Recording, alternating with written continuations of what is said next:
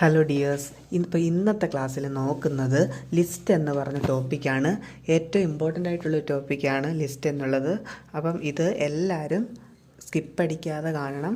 കാരണം അടുത്ത എക്സാമിന് ഇതിൽ നിന്നൊരു ടോപ്പിക്ക് ഇതിൽ നിന്നൊരു ക്വസ്റ്റ്യൻ ഷുവറായിട്ട് ചോദിക്കാൻ സാധ്യതയുള്ള ഒരു ഏരിയ ആണ്. അപ്പോൾ നമുക്ക് ക്ലാസ്സിലോട്ട് പോകാം. ഓക്കെ, ലിസ്റ്റ് നമുക്ക് 3 തരം ലിസ്റ്റുണ്ട്. ഏതൊക്കെയാണ്? Union list, state list, concurrent list. ഏതൊക്കെയാണ്? Union list, state list, concurrent list. അപ്പം ഇതിനെപ്പറ്റി പ്രതിപാദിക്കുന്ന ഷെഡ്യൂൾ, ഭരണഘടനയിലെ എത്രാമത്തെ ഷെഡ്യൂളാണ്? 7ാമത്തെ ഷെഡ്യൂളിലാണ് ഇതിനെപ്പറ്റി പ്രതിപാദിക്കുന്നത്.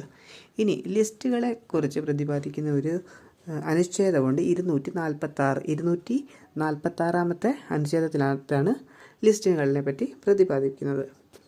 ഇനി യൂണിയൻ ലിസ്റ്റിൽ ഉള്ള വിഷയങ്ങളുടെ എണ്ണം നമുക്ക് നോക്കാം. 100 വിഷയങ്ങളുണ്ട്. എത്രയാണ്? 100. എന്നാൽ തുടക്കത്തിൽ ഇത് 97. അപ്പം 100 ഇപ്പോൾ ഉള്ളത്. തുടക്കത്തിൽ എത്ര ആയിരുന്നു? 97 ഉള്ളത്. സ്റ്റേറ്റ് ലിസ്റ്റിലുള്ള വിഷയങ്ങളുടെ എണ്ണം ഇപ്പം നിലവിൽ 61. തുടക്കത്തിൽ ഇത് 66. ഓക്കെ, കൺകറൻറ്റ് ലിസ്റ്റിൽ എത്രയാണ്? കൺകറൻറ്റ് ലിസ്റ്റിലുള്ള വിഷയങ്ങളുടെ എണ്ണം 52. 52. ഓക്കെ, തുടക്കത്തിൽ 47. അപ്പോൾ നമുക്ക് ഒന്നും കൂടെ നോക്കാം. ഓക്കെ, യൂണിയൻ ലിസ്റ്റിൽ 97, ഇപ്പം 100. സ്റ്റേറ്റ് ലിസ്റ്റിൽ 66, ഇപ്പം 61 ഉള്ളൂ. കൺകറൻറ്റ് ലിസ്റ്റിൽ 47 ആയിരുന്നു, ഇപ്പം 52. ഇനി യൂണിയൻ ലിസ്റ്റിലുള്ള വിഷയങ്ങളുടെ കാര്യങ്ങളിൽ നിയമം നിർമ്മിക്കുന്ന ആരാണ്? പാർലമെൻറ്റാണ് കേട്ടോ. അപ്പോൾ യൂണിയൻ ലിസ്റ്റിലുള്ള വിഷയങ്ങളുടെ കാര്യങ്ങളിൽ നിയമം നിർമ്മിക്കുന്ന ആരാണ്? പാർലമെൻറ്റാണ്. ഇനി സ്റ്റേറ്റ് ലിസ്റ്റിലുള്ള വിഷയങ്ങളുടെ കാര്യത്തിൽ നിയമം നിർമ്മിക്കുന്നത് ആരാണ്? സംസ്ഥാനങ്ങളാണ്. സ്റ്റേറ്റ് ലിസ്റ്റിൽ ആരാണ്? സംസ്ഥാനങ്ങളാണ്. ഈ 3 ലിസ്റ്റിലും ഇല്ലാത്ത വിഷയങ്ങളുടെ കാര്യങ്ങൾ നിയമം നിർമ്മിക്കാനുള്ള പാർലമെൻറ്റ് അധികാരമാണ് റെസിഡ്യൂറി പവർ അഥവാ അവശിഷ്ട അധികാരം എന്ന് പറയുന്നത് കേട്ടോ. റെസിഡ്യൂറി പവർ അഥവാ അവശിഷ്ട അധികാരം. ഓക്കെ, ഇപ്പോൾ ഇതാണ് ലിസ്റ്റിനെ പറ്റി പറയുന്നത്. ഓക്കെ, അടുത്ത ടോപ്പിക്കിലേക്ക് നമുക്ക് പോവാം. ഓക്കെ, ഇനി നമുക്ക് union list, state list, concurrent list ഇതിനെപ്പറ്റി ഡീറ്റെയിൽഡ് ആയിട്ട് ഏതൊക്കെ സബ്ജക്ട്സിൽ വരുന്നതെന്ന് നോക്കാം. ഓക്കെ, ഒന്നാമത്തെ നമുക്ക് യൂണിയൻ ലിസ്റ്റിൽ നോക്കാം. ഇതിൽ പറഞ്ഞിട്ടുള്ള വിഷയങ്ങളിൽ നിയമനിർമ്മാണ അധികാരം ആർക്കാണ്? കേന്ദ്ര സർക്കാർ. യൂണിയനാണ്, കേന്ദ്ര സർക്കാരിനാണ്. ഓക്കെ, കേന്ദ്ര സർക്കാരാണ്. അപ്പോൾ ഏതൊക്കെയാണ് സബ്ജക്റ്റ്? പ്രതിരോധം, ബാങ്കിങ്, കറൻസി, വിദേശകാര്യം, വാർത്താവിനിമയം. എന്താണ്? പ്രതിരോധം, ബാങ്കിങ്, കറൻസി, വിദേശകാര്യം, വാർത്താവിനിമയം.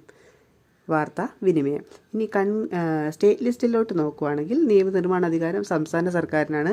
ഏതൊക്കെയാണെന്ന് നോക്കാം. പോലീസ്, കൃഷി, ജലസേചനം, ഫിഷറീസ്, ഗതാഗതം. എന്താണ്? പോലീസ്, കൃഷി, ജലസേചനം, ഫിഷറീസ്, ഗതാഗതം. ഇനി കൺകറൻറ്റ് ലിസ്റ്റിൽ എന്ന് പറയുമ്പം കേന്ദ്ര സംസ്ഥാന സർക്കാരുകൾക്ക് നിയമനിർമ്മാണത്തിന് തുല്യമായ അവകാശം. കൺകറൻറ്റ് എവിടെ നിന്നായിരുന്നു ആശയം? ഓസ്ട്രേലിയയിൽ നിന്നായിരുന്നു ഇല്ലേ കൺകറൻറ്റ്. അപ്പം ഇതിൽ ആർക്കാണ് തുല്യ അധികാരം? അതായത് ഇതിൽ തുല്യ അധികാരം കേന്ദ്രത്തിനും സംസ്ഥാനങ്ങൾക്കും ഒരുമിച്ചാണ്. അപ്പോൾ ഏതൊക്കെയാണെന്ന് നോക്കാം.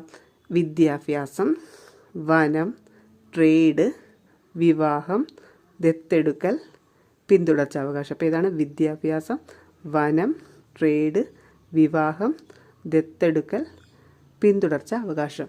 അപ്പം ലിസ്റ്റിനെ പറ്റി ഒരു ഇമ്പോർട്ടൻ്റ് ആയിട്ടുള്ള ഒരു ഇതായിരുന്നു. അപ്പം ഇത് എല്ലാവരും അങ്ങ് പഠിച്ചുകൊള്ളുക. കാരണം അടുത്തുള്ള എക്സാമുകൾ ഇനിയിപ്പോൾ ഇഷ്ടം പോലെ എക്സാമുകളാണ് വരുന്നത്. അന്നേരം ഇതിൽ ഇമ്പോർട്ടൻ്റ് ആയിട്ടുള്ള ഒരു ടോപ്പിക്കാണ് ഈ ലിസ്റ്റ് എന്നൊക്കെ പറയുന്നത്. ഇനിയും വരുന്ന ക്ലാസ്സുകളിൽ ഞാൻ ഇമ്പോർട്ടൻ്റ് ആയിട്ടുള്ള ഇതുപോലെ ഒക്കെ ക്ലാസ്സുകൾ ചെയ്യുന്നതായിരിക്കും. പിന്നെ നിങ്ങൾക്ക് കമൻറ്റ് ചെയ്യാം. നിങ്ങൾക്ക് ഏതെങ്കിലും ക്ലാസ്സുകൾ വേണം തോന്നുന്നെങ്കിൽ നിങ്ങൾക്ക് കമൻറ്റ് ചെയ്യുക. സോ എല്ലാവരും ചാനൽ സബ്സ്ക്രൈബ് ചെയ്യുക. അതുപോലെ തന്നെ നിങ്ങൾ കമൻറ്റ് ചെയ്യുക, ലൈക്ക് ചെയ്യുക. Okay, thank you.